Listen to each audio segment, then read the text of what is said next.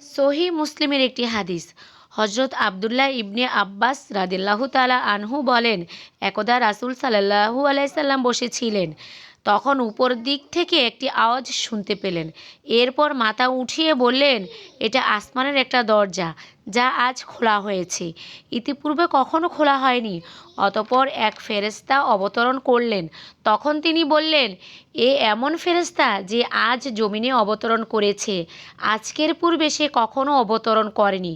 অতঃপর সেই ফেরেশতা সালাম করল এবং বলল, আপনি দুটি নূরের সংবাদ গ্রহণ করুন যা আপনাকে দেওয়া হয়েছে, আপনার পূর্বে কোনো নবীকে দেওয়া হয়নি। এক, সূরা ফাতিহা। দুই, সূরা বাকারার শেষ আয়াতগুলো। এই দুইয়ের যে অক্ষরই আপনি পাঠ করবেন, আপনাকে তা দেওয়া হবে। সুবহানাল্লাহ। হজরত আবু সাঈদ রাদিয়াল্লাহু তাআলা আনহু থেকে বর্ণিত, তিনি বলেন, রাসূল সাল্লাল্লাহু আলাইহি সাল্লামের একদল সাহাবী কোনো এক সফরে যাত্রা করেন। তারা এক আরব গোত্রের কাছে পৌঁছে তাদের মেহমান হতে চাইলেন, কিন্তু তারা তাদের মেহমানদারিত্বে অস্বীকার করল। সেই গোত্রের সর্দার বিচ্ছু দ্বারা দংশিত হলো। লোকেরা তার আরোগ্যের জন্য সব ধরনের চেষ্টা করলো, কিন্তু কিছুতেই কোনো উপকার হলো না। তখন তাদের কেউ বলল, এই কাফেলা যারা এখানে অবতরণ করেছে, তাদের কাছে তোমরা গেলে উপকার হতো। সম্ভবত তাদের কাছে কোনো ঝাড়ফুঁক থাকতে পারে।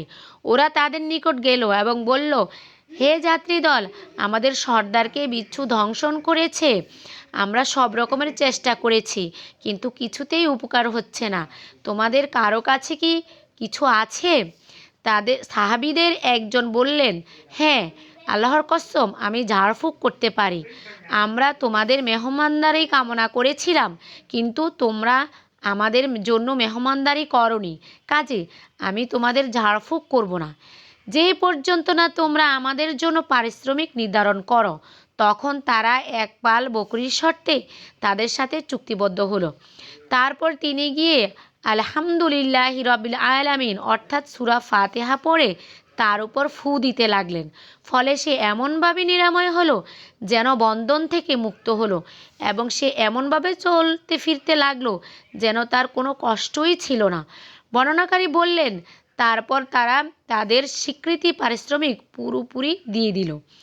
সাহাবীদের কেউ কেউ বললেন, এগুলো বন্টন করো, কিন্তু যিনি ঝাড়ফুঁক করেছিলেন তিনি বলেন, এটা করব না, যে পর্যন্ত না আমরা রাসূল সাল্লাল্লাহু আলাইহি সাল্লামের নিকট গিয়ে তাকে এই ঘটনা জানাই এবং লক্ষ্য করি তিনি আমাদের কি হুকুম দেন। তারা রাসূল সাল্লাল্লাহু আলাইহি সাল্লামের নিকট এসে বর্ণনা করলেন। তিনি বললেন, তোমরা কিভাবে জানলে যে এই সূরা ফাতিহা একটি দোয়া? তারপর বললেন, তোমরা ঠিকই করেছ, বন্টন করো এবং আমার জন্য একটা অংশ রাখো।